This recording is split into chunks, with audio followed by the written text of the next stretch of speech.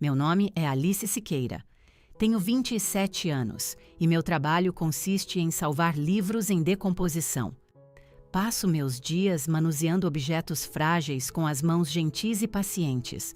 Mas minha própria família, eles nunca me trataram com esse mesmo cuidado. No ano passado, em um jantar que supostamente celebrava a grande promoção da minha irmã, Camila, eu quase morri. Tudo aconteceu em questão de segundos. Eu tinha tomado apenas uma colherada da sopa cremosa que haviam colocado à minha frente. Instantaneamente, minha garganta começou a fechar. Senti meu peito como se estivesse sendo esmagado por uma morsa.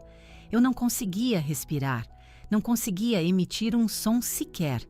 Caí da cadeira, batendo no chão polido com um estrondo. O quarto inteiro começou a girar.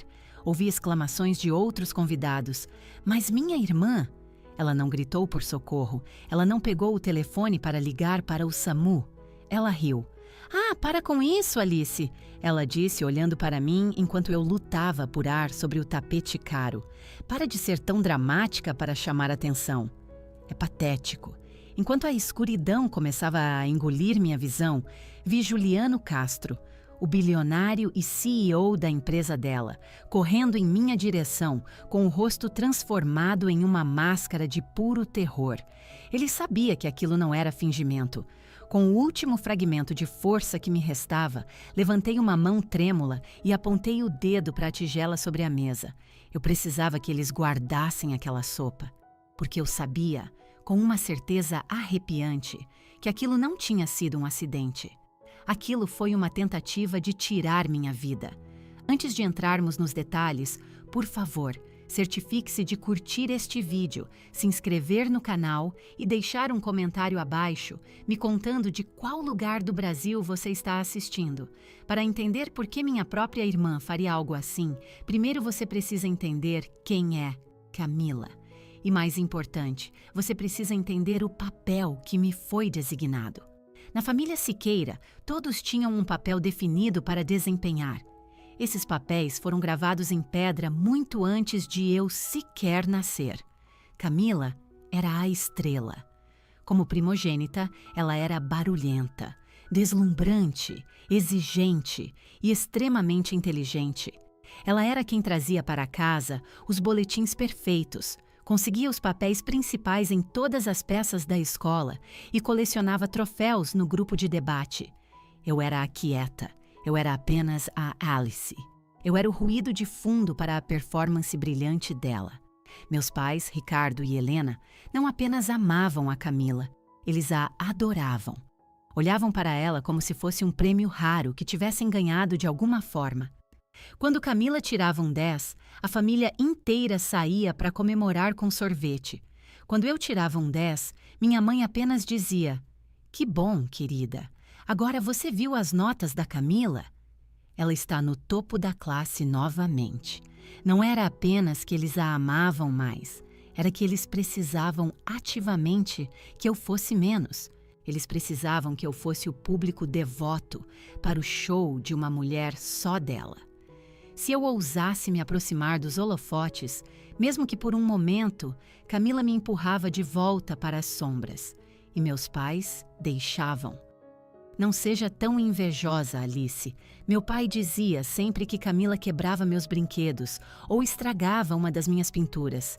"Ela só tem muita personalidade. Você precisa ser mais compreensiva." Então aprendi a me tornar pequena. Aprendi a ficar quieta. Encontrei minha fuga nos livros. Livros velhos e esquecidos. Apaixonei-me pelo cheiro de papel envelhecido e pelo peso tangível da história em minhas mãos. Descobri uma sensação de paz no silêncio, em consertar coisas que estavam quebradas. Foi isso que me levou a me tornar uma restauradora de livros antigos. É uma profissão silenciosa. Exige paciência, mãos firmes e um conhecimento intrincado de química e história. Minha família desprezava isso.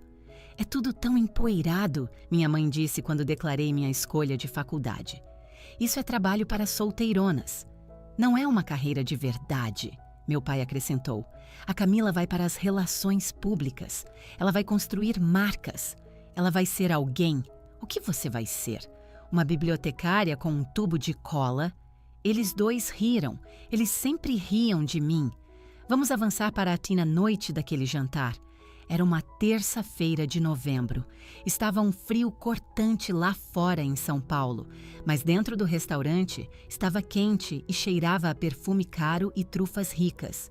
O restaurante se chamava Aurélia, o tipo de lugar onde os menus não listam preços e a água de cortesia parece uma safra fina. Estávamos lá, é claro, para celebrar a Camila. Ela tinha acabado de conseguir uma promoção enorme na Castro Indústrias, tornando-se a vice-presidente sênior de comunicações mais jovem da história da empresa. Foi uma conquista gigantesca. Meus pais estavam praticamente radiantes. Pareciam ter acabado de ganhar na Mega Sena. Minha mãe usava suas melhores pérolas. Meu pai tinha lustrado os sapatos até brilharem como espelhos. E então havia a Camila. Ela estava em um vestido escarlate que parecia feito de seda perigosa. Ela estava deslumbrante. Também parecia faminta, não pela comida, mas pela adoração. Eu estava em um vestido preto simples. Tinha feito um esforço para parecer apresentável. Eu queria ficar feliz por ela, de verdade. Ficava dizendo a mim mesma, Alice, apenas aguente a noite toda. Sorria, concorde e aconteça o que acontecer. Não faça cena. Mas a tensão começou no segundo em que nos sentamos.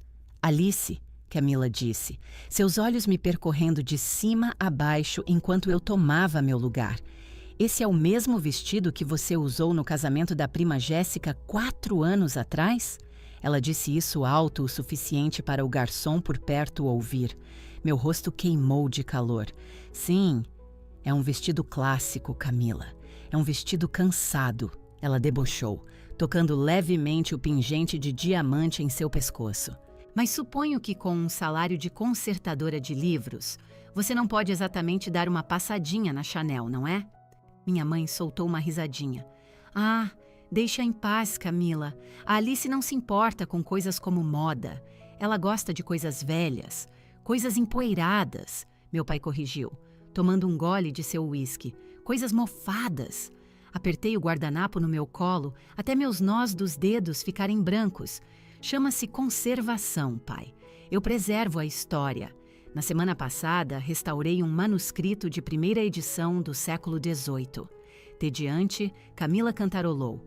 Enfim, vamos falar de algo que realmente importa. Vamos falar de mim. A hora seguinte foi um monólogo dedicado a Camila. Ela falou sobre seu novo escritório de canto, seu novo salário de 6 dígitos, as pessoas que teve que demitir para chegar lá. Ela se gabou de como todos na empresa tinham pavor dela, como se isso fosse uma medalha de honra. Meus pais pendiam em cada palavra dela. Eles balançavam a cabeça, exclamavam e brindavam a genialidade dela. Eu apenas fiquei ali, beliscando meu pão, tentando me tornar invisível. Então, toda a atmosfera da sala mudou. As pesadas portas de carvalho da nossa sala de jantar privativa se abriram e Juliano Castro entrou. Juliano Castro não era apenas um homem, ele era uma lenda. Era o presidente da Castro Indústrias, um bilionário que construiu o próprio império, com seus 50 e poucos anos, cabelos grisalhos e olhos tão afiados que pareciam ler sua alma. Ele era um homem assustadoramente poderoso que geralmente não aparecia em jantares de funcionários. Mas ele estava aqui pela Camila.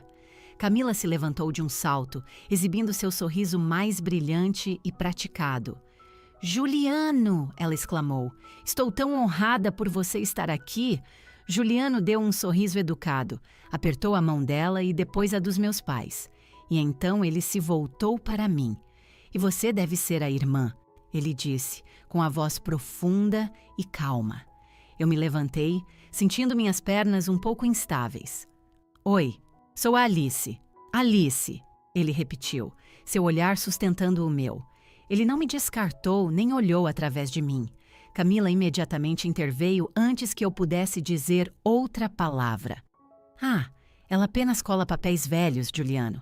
É um hobbyzinho bonitinho. Nada sério como o trabalho que fazemos. Juliano arqueou uma sobrancelha. Ele olhou para Camila, depois de volta para mim. É mesmo, Alice? Apenas um hobby. Uma faísca de desafio acendeu no meu peito. Olhei o bilionário direto nos olhos. Não, senhor, não é um hobby. Sou restauradora. Especializo-me na estabilização química de papel do século XVII. Eu impeço a história de virar poeira. A mesa ficou em silêncio. Meus pais pareciam absolutamente horrorizados por eu ter contradito a Camila na frente do chefe dela. Mas Juliano não parecia horrorizado. Ele parecia intrigado. Estabilização química, ele disse, ocupando o assento bem ao meu lado. Não ao lado da Camila. Diga-me, como você lida com a acidez da tinta daquele período? Tenho uma coleção de mapas marítimos antigos e a tinta ferrogálica está literalmente corroendo o pergaminho. É uma tragédia. Meus olhos se arregalaram.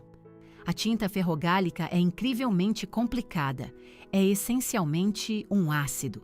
Você tem que usar um tratamento de fitato para neutralizar os íons férricos. Se não o fizer, o papel vai lentamente se queimar de dentro para fora. Juliano se inclinou para a frente, esquecendo completamente o menu, a companhia e até a Camila. Exatamente, ele disse, batendo levemente a mão na mesa em sua empolgação. Foi precisamente o que meu curador disse, mas ele tem pavor de tocar neles. Você acha que poderia dar uma olhada? Pelos 20 minutos seguintes, Juliano Castro, o magnata bilionário, ignorou sua recém-promovida vice-presidente sênior. Ele ignorou meus pais deslumbrados. Ele falou comigo. Perguntou-me sobre níveis de pH e técnicas de encadernação em velino. Ele me tratou como uma especialista. Tratou-me como se eu fosse fascinante. Pela primeira vez em toda a minha vida, eu não era a sombra. Eu era a pessoa que alguém realmente queria ouvir. Eu estava feliz, estava radiante. Mas então, cometi um erro crítico. Olhei para o outro lado da mesa. Vi a Camila. Ela não estava comendo nem bebendo. Estava apenas me encarando. Seu rosto estava perfeitamente composto, mas seus olhos estavam gritando. Era um olhar de puro e absoluto ódio. Eu já a tinha visto irritada comigo antes, até brava, mas nunca tinha visto aquilo. Ela parecia um predador observando sua presa. Ela tinha trazido Juliano aqui para se exibir, para apresentar a ele sua família perfeita e sua vida perfeita. Ela queria ser o centro do universo dele. E, em vez disso, a bibliotecária empoeirada estava roubando o seu brilho. Meus pais notaram também. Minha mãe me deu um chute forte por baixo da mesa. Alice, minha mãe sibilou entre dentes cerrados. Pare de entediar o senhor Juliano com todas essas suas bobagens. Não são bobagens, Juliano disse, cortando minha mãe sem nem sequer olhar na direção dela. É fascinante. A senhora tem uma filha muito brilhante, dona Helena. Minha mãe congelou, pega em uma armadilha. Ela tinha que concordar com o bilionário, mas parecia causar-lhe dor física me elogiar. Ah, bem, sim, suponho que sim. Camila soltou uma respiração curta e aguda, que pareceu um chiado. Ela se levantou tão abruptamente que sua cadeira raspou ruidosamente contra o chão. Vou apenas ao toalete, ela anunciou com a voz tensa. Ela forçou um sorriso para Juliano que não chegou nem perto de seus olhos. Não deixe minha irmã te entediar até a morte, Juliano. Ela costuma se estender demais. Fique à vontade, Camila, Juliano disse com um aceno indiferente. Ele se voltou direto para mim. Então fale-me sobre o adesivo. Você usa pasta de amido de trigo?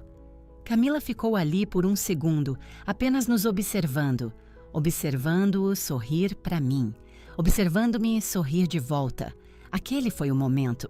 Eu sei disso agora. Aquele foi o momento em que ela decidiu que eu precisava ser punida. Aquele foi o momento em que ela decidiu me dar uma lição que eu nunca, jamais esqueceria.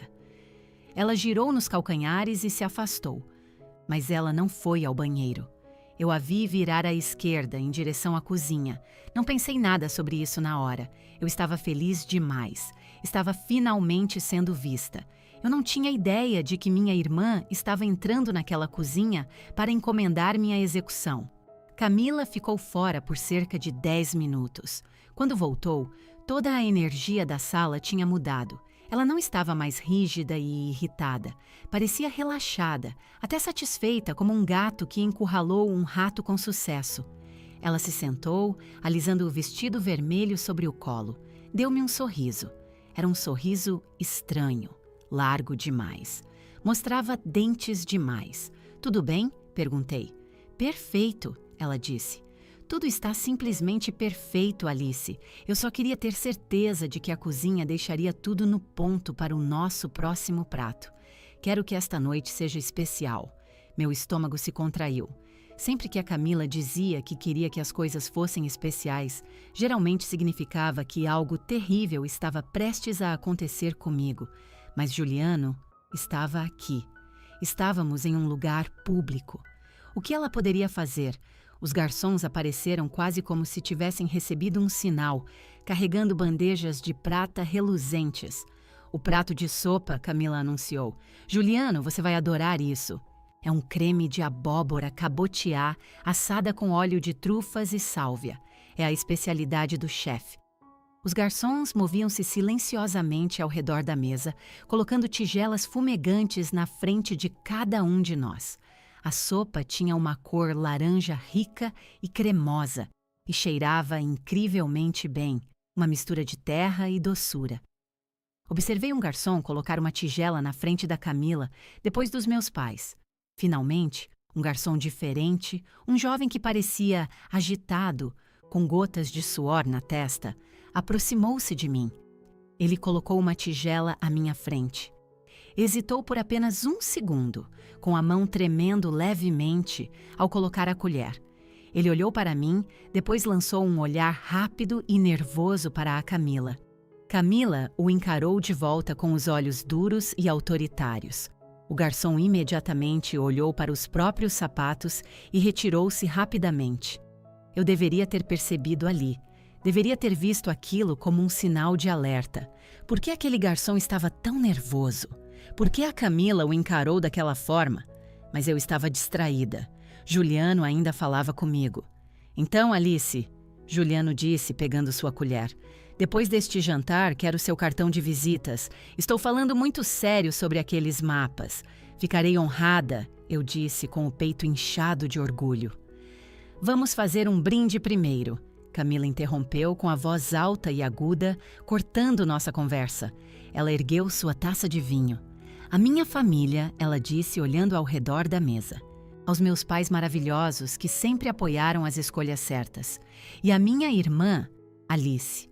Ela fixou os olhos em mim. Eles brilhavam com uma luz estranha. "A Alice", ela continuou, "que sempre tenta tanto. Que você finalmente receba exatamente o que merece." Meus pais brindaram com ela. "A Camila", meu pai comemorou. "A Camila", sussurrei, levantando meu copo de água. Eu não bebia álcool, mais importante, eu tinha que ter extremo cuidado com a comida. Todos naquela mesa estavam intimamente cientes da minha alergia. Sou mortalmente alérgica a crustáceos, especificamente caranguejo. Mesmo uma quantidade microscópica pode me enviar para um choque anafilático total. Minha garganta fecha, minha pressão arterial despenca e meu coração pode parar. Não é uma simples dor de estômago, é uma potencial sentença de morte. Sabíamos disso desde que eu tinha 5 anos. Toda a nossa família sabia. Toda vez que saíamos para comer, minha mãe fazia um espetáculo dizendo ao garçom: "Nada de frutos do mar para a mais nova. Ela é defeituosa." Camila sabia disso melhor do que ninguém. Ela costumava me atormentar com isso. Quando éramos crianças, ela me perseguia pela praia com um caranguejo morto em um espeto, rindo histericamente enquanto eu gritava e chorava em puro terror. Olhei para a sopa. Creme de abóbora. "Tem algum fruto do mar nisso?" Perguntei à mesa, mais por um hábito de vida inteira do que por preocupação real. "Não seja tão paranoica, Alice", minha mãe retrucou. "É abóbora. É um vegetal. Apenas coma sua sopa e pare de fazer drama." É vegetariano, Camila disse suavemente. Ela pegou sua própria colher e tomou um gole delicado. Delicioso. Vá em frente, Alice. Experimente. É de morrer. Ela me observava. Não estava olhando para a própria comida. Estava observando minha mão. Peguei minha colher. A sopa parecia perfeitamente segura. Cheirava a abóbora e sálvia. Mergulhei a colher. O líquido era espesso e aveludado. Levei-o aos lábios. Lembro-me do gosto com perfeita clareza. Era doce, salgado e quente. Tinha gosto de outono. Mas então, por baixo da abóbora, havia outra nota. Algo rico, algo saboroso e oceânico. Engoli. Atingiu-me antes mesmo de a colher tocar a tigela novamente.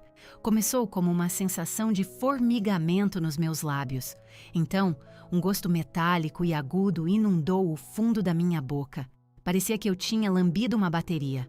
Uma onda de calor explodiu no meu peito. Não foi uma construção lenta, foi instantâneo. Meus ouvidos começaram a zumbir, as palmas das minhas mãos começaram a coçar violentamente. Deixei cair a colher. Ela tilintou ruidosamente contra a porcelana.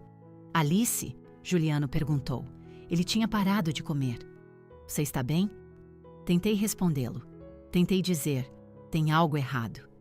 Mas quando abri a boca, nenhum som saiu. Minha língua parecia enorme. Parecia estar inchando, preenchendo toda a minha boca. Minha garganta, minha via aérea, simplesmente tinha sumido. Era como se alguém tivesse despejado cimento líquido no meu pescoço e ele estivesse endurecendo em um instante. Segurei minha garganta com as duas mãos, o sinal universal de sufocamento, de eu não consigo respirar. Minha mãe olhou para cima, com o rosto transformado em uma máscara de irritação. Alice, por favor, não faça esses ruídos. Levantei-me da cadeira de um salto. Ela caiu para trás com um estrondo. Eu não conseguia puxar o ar. Tentei inalar, mas tudo o que saiu foi um som de assobio agudo. Um chiado. Pânico. Um pânico puro e gelado tomou conta de mim. Eu estava sufocando. Estava me afogando em terra firme. Olhei para meus pais. Eles estavam apenas me encarando com confusão, mas não com medo. Pareciam envergonhados. Ah, pelo amor de Deus, meu pai resmungou. O que ela está fazendo agora? Olhei para Juliano. Ele estava de pé, com o rosto pálido. Ele entendeu. Viu as urticárias começando a brotar no meu pescoço. Viu meus lábios começando a ficar azuis. E então olhei para Camila. Ela estava sentada perfeitamente imóvel, segurando sua taça de vinho pela haste. Estava sorrindo. Não era um olhar de confusão, não era um olhar de surpresa. Ela estava me vendo morrer e estava gostando. Ela está atuando, Juliano. Camila disse com a voz estranhamente calma e casual. Ela faz isso para chamar atenção. Sempre que o holofote não está nela, ela finge algum tipo de crise. Apenas ignore-a. Tropecei, minhas pernas cedendo sob mim. A falta de oxigênio estava fazendo a sala girar violentamente. Pontos pretos dançavam diante dos meus olhos. Caí no chão. Com força. Meu ombro bateu no tapete. Garrei o decote do meu vestido, rasgando o tecido. Eu precisava de ar. Precisava respirar. Meu peito arfava, tentando puxar oxigênio que não tinha caminho para os meus pulmões. Ajude-me! Eu gritava na minha cabeça. Mãe! Pai! Me ajudem! Levante-se, Alice! Minha mãe sibilou, seus olhos correndo pelo restaurante para ver quem estava assistindo. Você está envergonhando sua irmã. Eu jazia no tapete, ofegando como um peixe fora d'água. Podia sentir meu coração martelando contra minhas costelas. Tum, tum, tum. E então ele começou a falhar. Estava desistindo. Juliano não deu ouvidos a Camila. Não deu ouvidos à minha mãe. Ela não está atuando. Juliano rugiu, sua voz fazendo a sala inteira estremecer. Ela está tendo uma reação anafilática. Chamem o SAMU. Agora! Ele caiu de joelhos ao meu lado, sem se importar com seu terno caro. Segurou meu rosto. Alice, olhe para mim, ele gritou. Você tem uma caneta de adrenalina? Onde está? Pisquei. Minha bolsa. Estava debaixo da mesa. Tentei apontar, mas meu braço parecia feito de chumbo. Camila riu, um som leve e cristalino. Juliano, sério? Você está caindo nessa? Ela está apenas prendendo a respiração. Alice, pare com isso, você está ridícula. Juliano a ignorou completamente. Ele estava revirando minha bolsa, despejando o conteúdo no chão. Batom, telefone, chaves. E então o tubo amarelo. A caneta de adrenalina. Ele a pegou. Não hesitou. Não perguntou se eu estava pronta. Arrancou a tampa de segurança e desceu o braço. Crack. Senti a agulha perfurar o tecido do meu vestido e entrar fundo no músculo da minha coxa. A dor foi aguda, mas eu a recebi bem. Significava que eu tinha uma chance. A adrenalina inundou o meu sistema. Meu coração deu um solavanco forte, mas não foi o suficiente. A reação era grave demais. O veneno estava concentrado demais. Minha garganta abriu, apenas uma fração. O suficiente para deixar sair um suspiro borbulhante. Mas a escuridão ainda estava se fechando. Eu estava sumindo. Ia morrer no chão de um restaurante de luxo enquanto minha irmã bebia vinho e assistia. Olhei para a mesa uma última vez. Do meu ângulo no chão, eu conseguia ver a parte de baixo da mesa, os sapatos vermelhos da Camila e a tigela. A sopa, eu sabia. Naquele momento, com meu cérebro privado de oxigênio, juntei todas as peças. O medo do garçom, a ida da Camila à cozinha, a tigela especial. Ela tinha feito aquilo. Eu não conseguia falar para acusá-la. Estava prestes a perder a consciência. Podia sentir Juliano segurando minha mão, gritando para alguém chamar os paramédicos. Eu tinha que contar a ele. Tinha que deixar uma pista. Com a última gota de energia que possuía, levantei minha mão. Ela tremia violentamente. Apontei um dedo trêmulo direto para a mesa, diretamente para a minha tigela de sopa. Fixei meus olhos nos de Juliano. Apontei para a tigela. Toquei meu dedo no ar. A tigela, a tigela, a tigela. Juliano olhou para onde eu apontava. Olhou para a sopa. Depois, olhou para a Camila. Camila não estava mais sorrindo. Ela me viu apontando. Seus olhos se arregalaram. Ela começou a esticar a mão para a tigela. Vou apenas tirar isso daqui, ela disse rapidamente com a voz subindo de tom. Tentei balançar a cabeça. Juliano a viu tentar pegar. Viu o pânico no movimento dela. E então a escuridão me levou. A última coisa que ouvi não foram meus pais me confortando. Não foi o som das sirenes. Foi a voz de Juliano Castro, fria como gelo. Não ouse tocar nessa tigela, Camila. E então, silêncio. Eu estava flutuando. Então era assim que se sentia ao morrer. A dor tinha ido embora. A queimação na minha garganta tinha diminuído para um entorpecimento surdo e pesado. Eu não conseguia sentir minhas mãos ou meus pés. Eu era apenas uma consciência, presa dentro de um corpo que tinha parado de funcionar.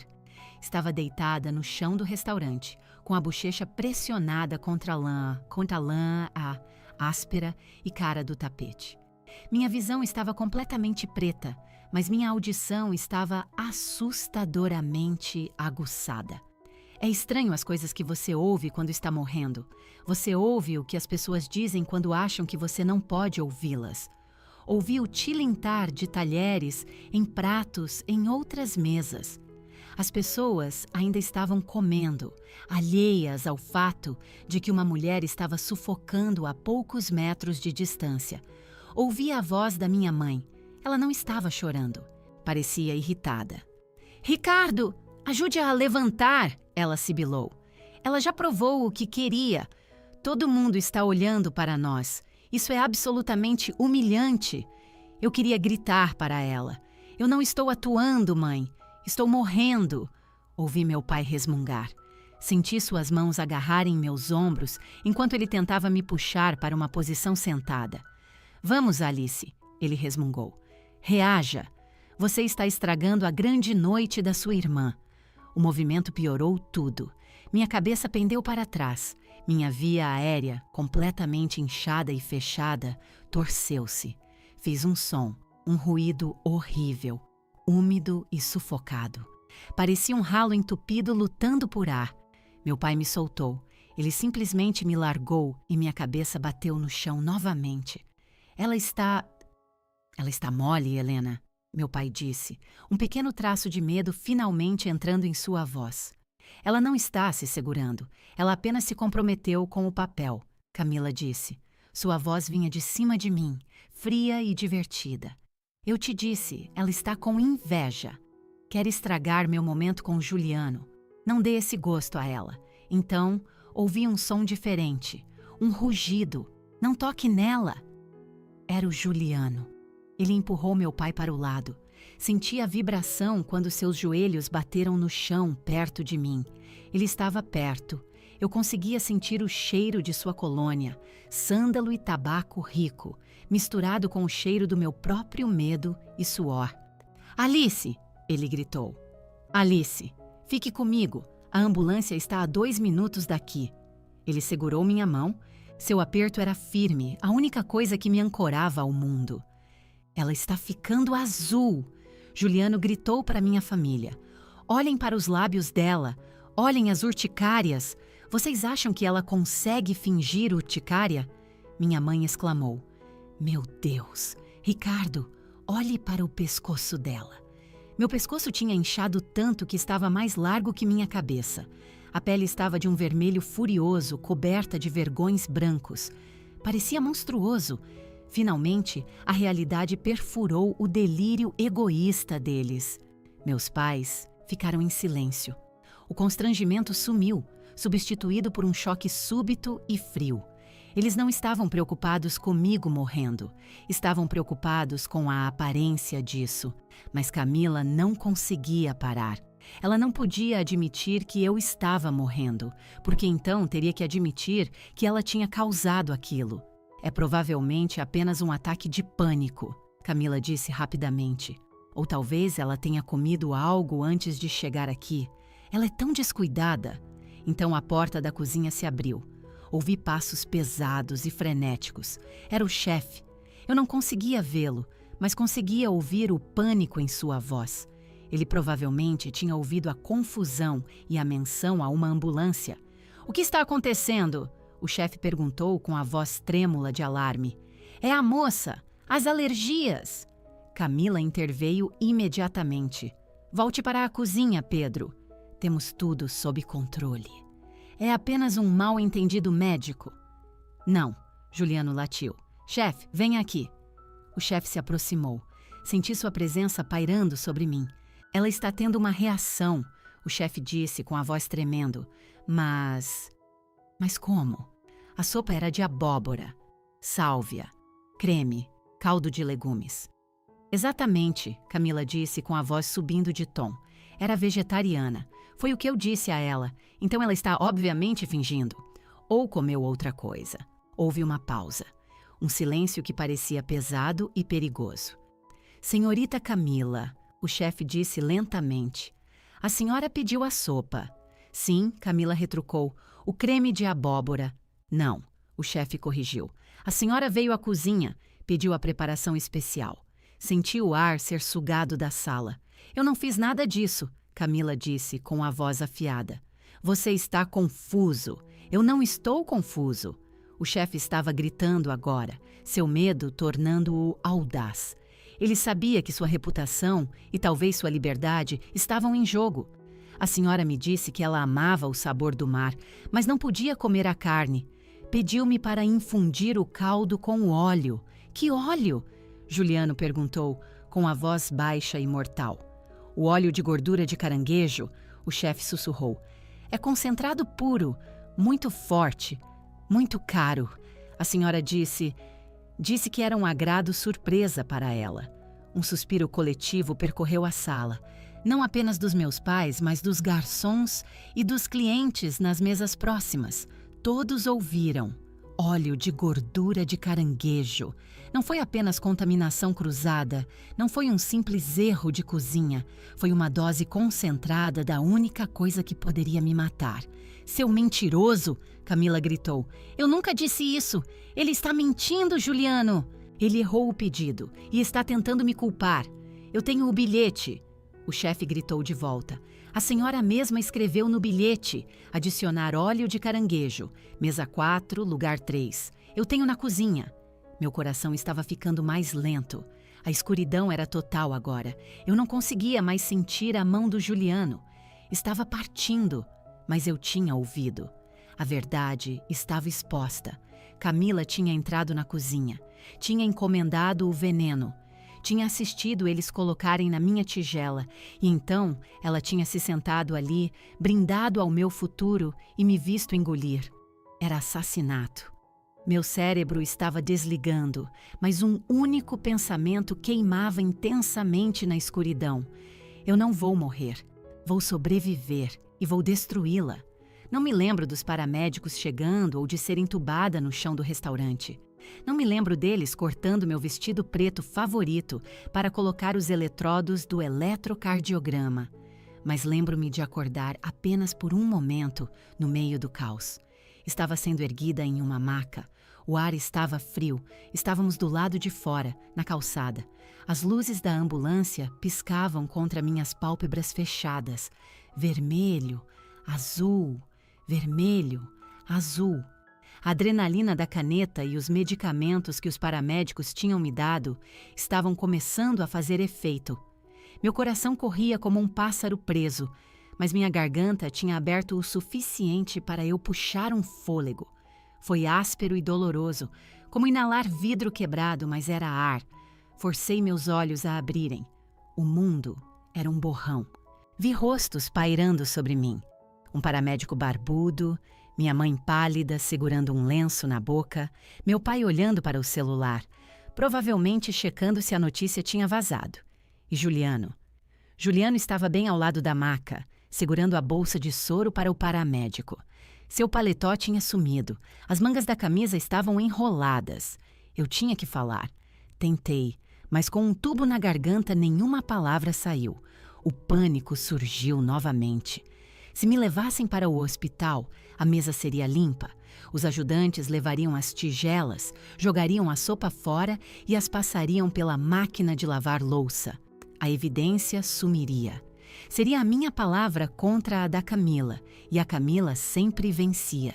Ela conseguia distorcer qualquer história. Sem a sopa, não haveria prova. Eu tinha que impedi-los. Estiquei a mão, sentindo-a como se fosse feita de pedra, e segurei o pulso do Juliano. Ele olhou para baixo imediatamente. Alice! Alice, está tudo bem. Você está indo para o hospital. Balancei a cabeça violentamente, o movimento fazendo minha visão oscilar. Apontei de volta para as portas do restaurante. Eu não conseguia falar, então movi os lábios formando as palavras, repetidamente. A sopa. Juliano franziu a testa, inclinando-se mais perto. O quê? A sopa. Eu gesticulei com os lábios novamente, apertando o pulso dele tão forte que minhas unhas cravaram em sua pele. Encarei seus olhos, implorando para que ele entendesse. Guarde-a. Juliano Castro era um bilionário por uma razão. Ele não chegou lá sendo lento. Olhou para meus olhos desesperados, depois para o restaurante. Lembrou-se das palavras do chefe sobre a preparação especial. Ele entendeu. Endireitou o corpo, entregando a bolsa de soro para o paramédico. Vão, Juliano disse aos médicos. Salvem-na. Então, ele se voltou para o chefe de sua equipe de segurança, um homem enorme chamado Gomes, que estava perto da limusine. Gomes, Juliano latiu.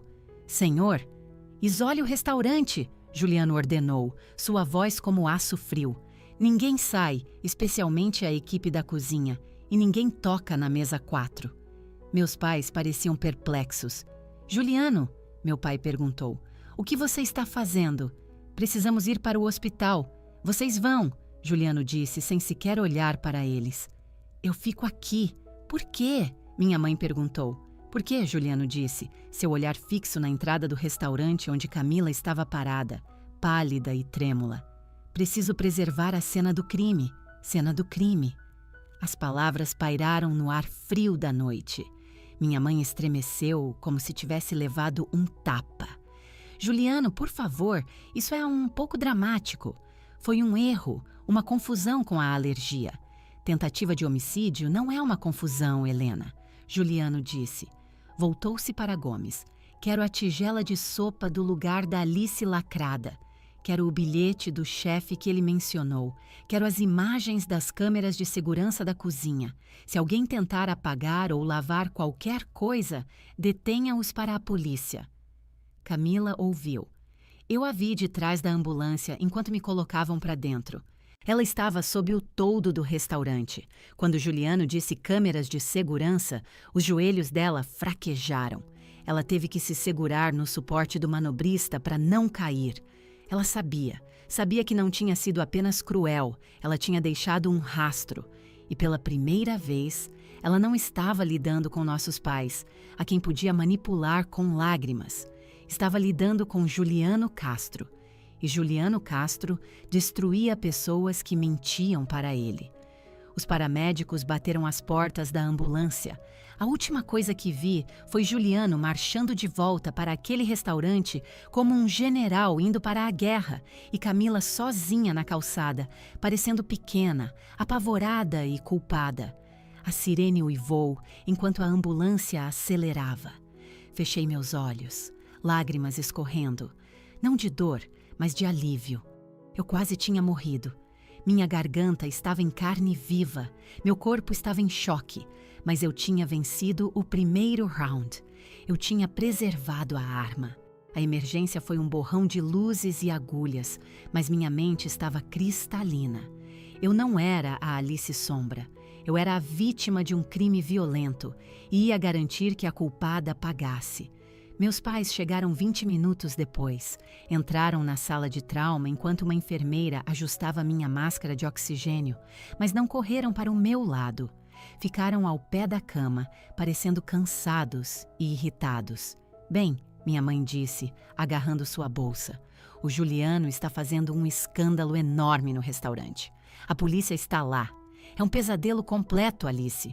Eu apenas a encarei. Ainda não conseguia falar, mas meus olhos diziam tudo. Eu quase morri, pensei. E você está preocupada com um escândalo? A Camila está um caco, meu pai acrescentou. Está chorando no carro.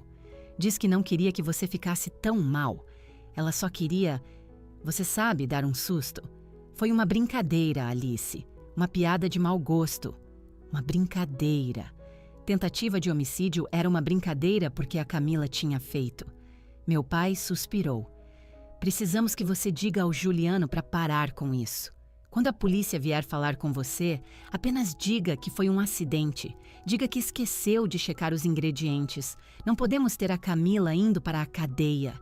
Isso arruinaria a carreira dela. Arruinaria o nome da família. Olhei para eles, as pessoas que me criaram, pedindo para eu mentir, para encobrir minha própria tentativa de assassinato para salvar a reputação da filha de ouro.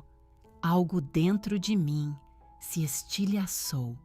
E então, algo mais endureceu no lugar, como a tinta ferrogálica preta e permanente com que eu trabalhava. Alcancei a prancheta da enfermeira e uma caneta. Minha mão tremia, mas escrevi no verso de um formulário médico. Saiam daqui. Mostrei a eles. Alice, seja razoável, minha mãe começou. Bati a prancheta contra a grade da cama. Bang. Apontei para a porta com os olhos selvagens. Eu devia parecer aterrorizante, com o rosto inchado e os tubos. A enfermeira interveio. Vocês ouviram? Precisam sair. Agora. Meus pais olharam para mim com desgosto, como se eu fosse quem estava causando o problema. Então giraram e saíram. Eu estava sozinha no quarto de hospital, mas não me sentia fraca. Deitei-me, visualizando a tigela de sopa sentada naquela mesa. Aquela tigela era meu bilhete premiado. Era meu escudo e minha espada.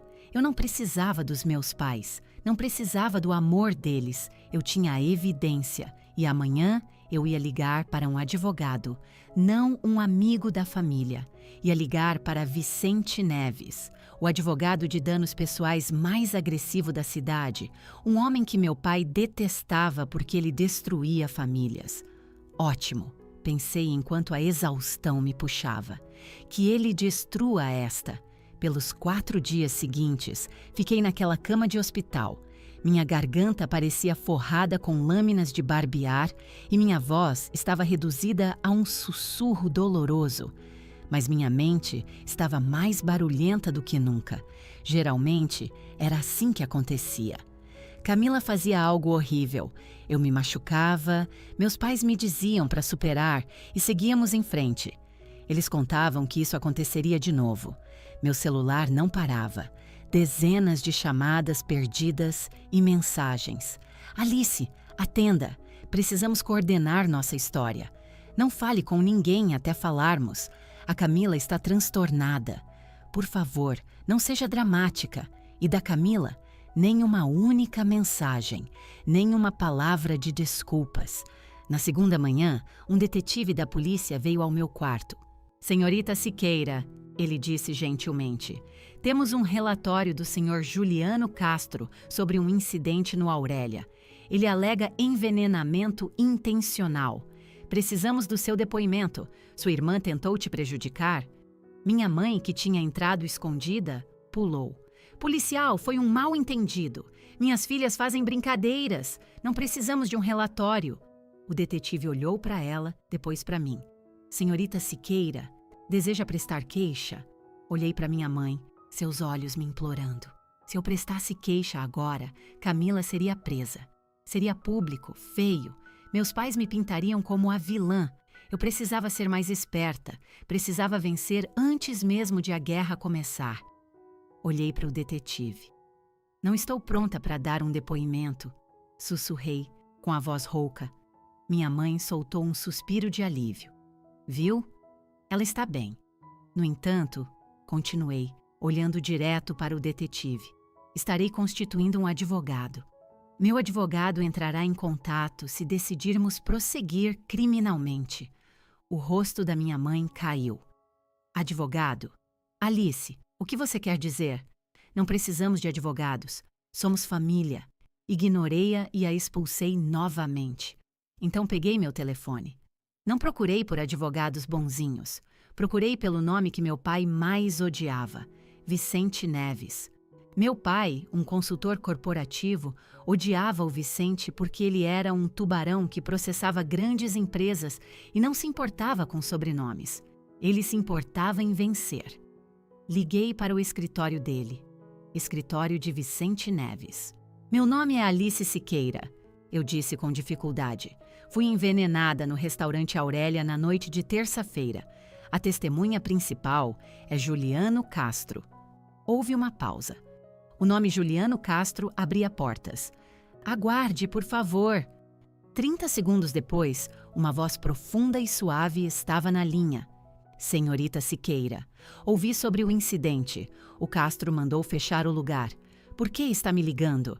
Porque minha família quer que eu diga que foi um acidente, eu disse, e eu quero arruiná-los. Vicente Neves riu, um som seco e sombrio. Posso estar no hospital em 1 hora. Quando Vicente chegou, parecia menos um advogado e mais um matador de aluguel em um terno de 3 peças. Ele era alto, careca e tinha olhos que não perdiam nada. Ouviu enquanto eu contava tudo. A tigela é a chave, Vicente disse. O Castro está com ela. Sim, a segurança particular dele a pegou. Bom, isso garante a cadeia de custódia. Se a polícia estivesse com ela, seu pai poderia mexer os pauzinhos. Ninguém rouba o Juliano Castro. Vicente recostou-se. Aqui está a situação, Alice. Podemos ir à polícia. Camila é presa. Paga fiança. Contrata um advogado caro. Um júri pode acreditar que foi uma brincadeira que deu errado. Ela pega liberdade condicional. Você não ganha nada além de uma família que te odeia. Balancei a cabeça. Era exatamente esse o meu medo. Ou, Vicente disse, com um sorriso cruel nos lábios, nós a fazemos sangrar. Tratamos isso como um caso de agressão civil. Construímos uma montanha de evidências tão alta que ela vai se afogar.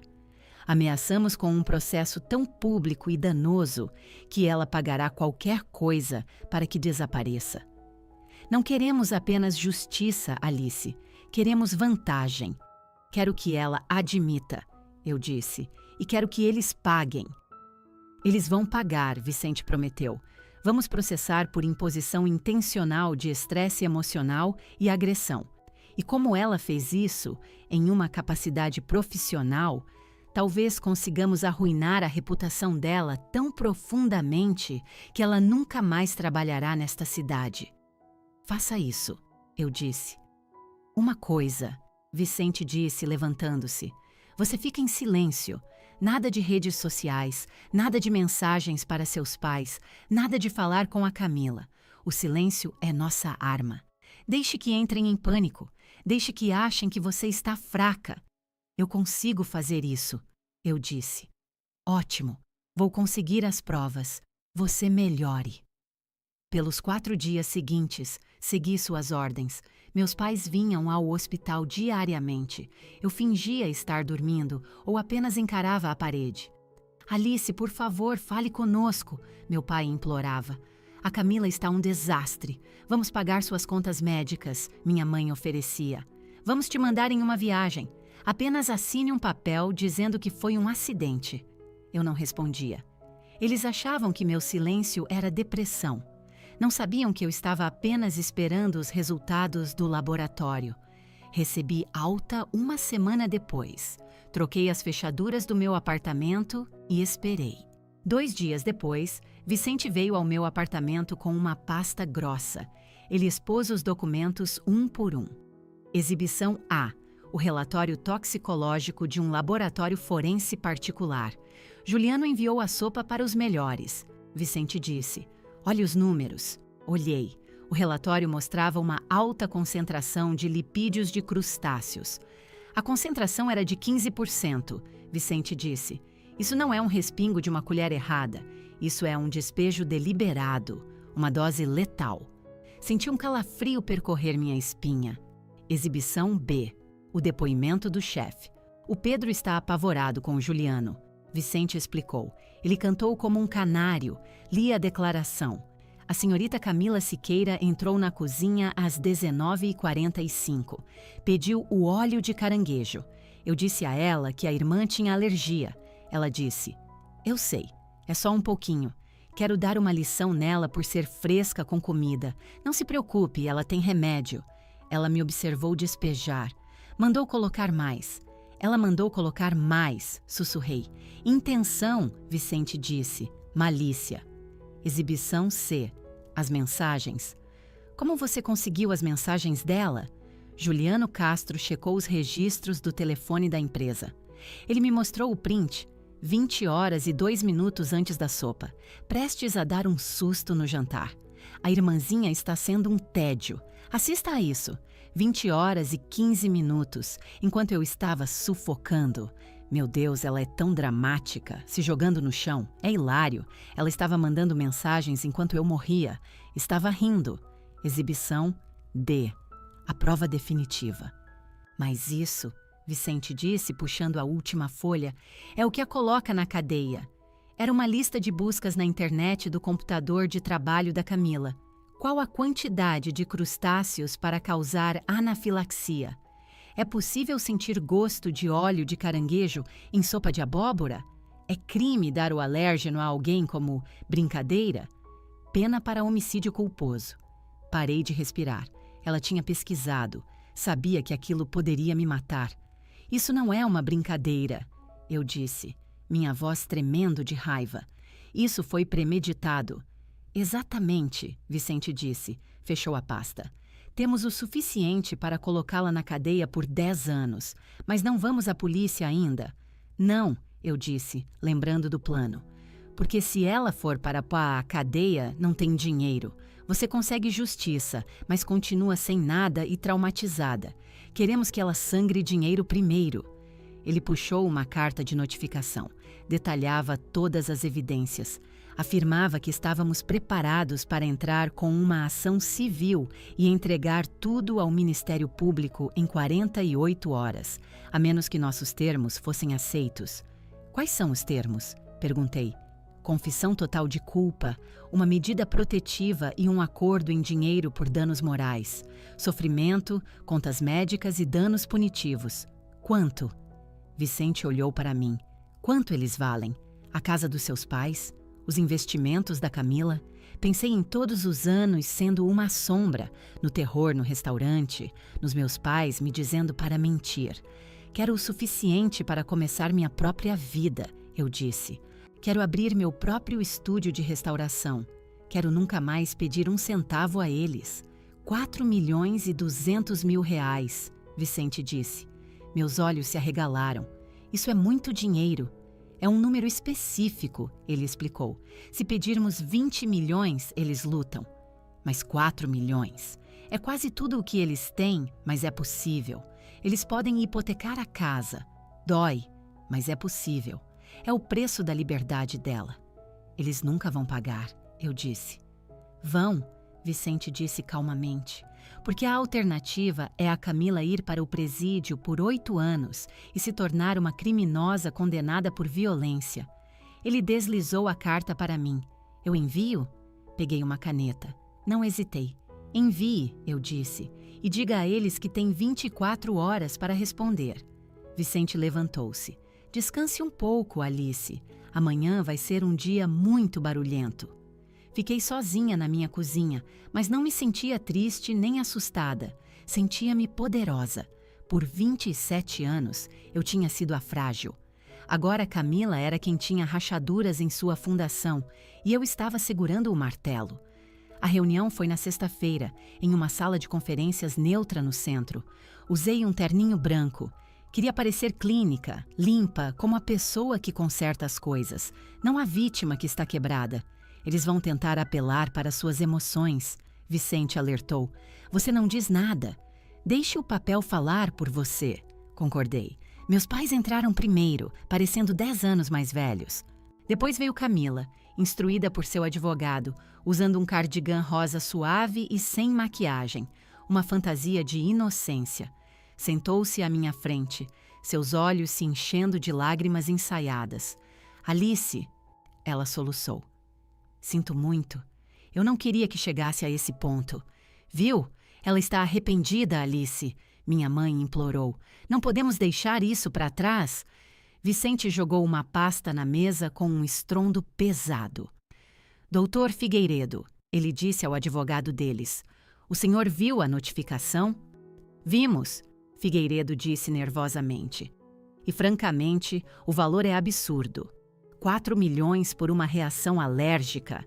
Minha cliente oferece 50 mil e um pedido de desculpas sincero. Foi uma brincadeira, Camila sussurrou, limpando os olhos.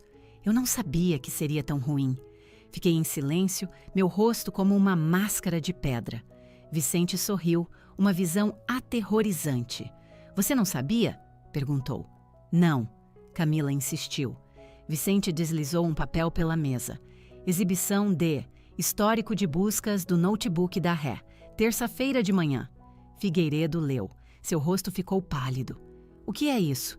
Meu pai perguntou. Vicente leu em voz alta para a sala. Busca 1. Qual a quantidade de crustáceos para causar anafilaxia? Busca 2. É crime dar o alérgeno a alguém como brincadeira? Busca 3. Pena para homicídio culposo. A sala ficou em silêncio absoluto. Camila parou de chorar. Você pesquisou sobre homicídio? Minha mãe sussurrou. Eu só estava curiosa. Camila gaguejou. Significa premeditação. A voz de Vicente era dura como ferro. Significa que você sabia que o risco era a morte. Significa que isso não foi uma brincadeira, Camila. Foi um atentado. Ele se inclinou para a frente, fixando os olhos nos meus pais. Aqui está a realidade. Temos o relatório toxicológico, o depoimento do chefe, as mensagens dela e este histórico de buscas. Se sairmos desta sala, eu vou ao Ministério Público. Ela está olhando para 8 a 10 anos em um presídio estadual. Camila começou a tremer de verdade desta vez. Resolva isso, ela sibilou para o advogado. Eu não posso resolver isso, Camila, Figueiredo disse. Isso é condenável. Você vai para a cadeia. Meu pai colocou a cabeça nas mãos. O que vocês querem? Perguntou com a voz oca. Os termos da carta, Vicente disse. 4.200.000 transferidos em 72 horas e um acordo de confidencialidade assinado. Se pagarem, Alice não fala. Camila fica fora da cadeia. Não temos esse dinheiro, minha mãe gritou. É nossa aposentadoria, a casa. Finalmente eu falei. Olhei para minha mãe, a mulher que me mandou ficar quieta enquanto eu estava sufocando. Então escolham, eu disse suavemente. Todos olharam para mim. Escolham, repeti, o dinheiro de vocês ou a liberdade da Camila? Minha mãe olhou para Camila, que retribuiu o olhar, pequena e patética. Mãe, por favor, Camila sussurrou. Eu não posso ir para a cadeia. Meu pai soltou um suspiro longo e trêmulo, seus olhos cheios de puro ressentimento por mim. Nós vamos pagar, ele disparou. Eles assinaram os papéis, abrindo mão de sua segurança financeira. O peso no meu peito sumiu. Não era pelo dinheiro, era pelo custo. Por toda a minha vida, me machucar tinha sido de graça. Finalmente, a conta tinha chegado. Faz 1 ano desde aquele dia. Estou de pé em um galpão grande e iluminado pelo sol na Vila Madalena. Cheira a papel velho, couro e cedro. Uma placa de latão na porta diz: Siqueira Conservação e Restauro. Usei bem o dinheiro do acordo. Investi em mim mesma. Comprei este prédio, os melhores equipamentos e construí um santuário para coisas quebradas. Tenho 3 funcionários. Tratamos os livros e uns aos outros com respeito. Meu maior cliente é Juliano Castro. Ele demitiu a Camila com um comunicado à imprensa citando má conduta grave, uma sentença de morte no mundo das relações públicas. Ele veio até mim 1 mês depois que abri, trazendo seus mapas marítimos. Você tem um dom, Alice, ele me disse. Você vê o valor em coisas que outras pessoas ignoram. Ele me confiou todo o seu arquivo particular. Aquele contrato sozinho vale mais do que o antigo salário da Camila. Meus pais estão sem nada. Meu pai ainda trabalha, amargo e cansado. Eles me mandam cartões de aniversário que eu não abro. Quanto a Camila, ouvi dizer que ela é supervisora de turno em um call center em alguma cidade pequena no interior. Ela não tem mais público. No meu trabalho, falamos sobre vício intrínseco, quando os próprios materiais de um livro causam sua destruição. Você não pode consertar isso, só pode separar a podridão das partes saudáveis. Foi o que eu fiz. Eu não destruí minha família, eu apenas removi o ácido, separei-me da podridão. Pego um bisturi e olho para o diário desgastado do século XVIII à minha frente. Parece arruinado, mas eu sei que não está. Deslizo a lâmina sob o mofo e o levanto. Por baixo, o papel está limpo. A história ainda está lá. Eu estava quebrada, fui envenenada, quase fui apagada, mas eu me restaurei. E esta versão? A que sobreviveu? Ela é inquebrável. Não foi fácil compartilhar isso, mas sei que não estou sozinha. Se você já se sentiu como a sombra na sua própria família, ouviu para ficar quieto para manter a paz, foi ferido por aqueles que deveriam te proteger, quero que saiba. Você não é defeituoso. Você apenas está cercado por pessoas que não veem seu valor. E às vezes, a única maneira de curar é se afastar.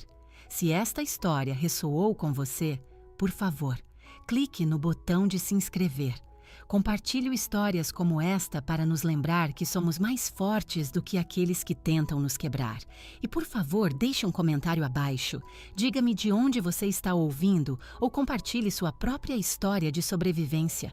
Eu leio cada uma delas. Fique seguro, mantenha-se forte e lembre-se de preservar sua paz. Fim da história.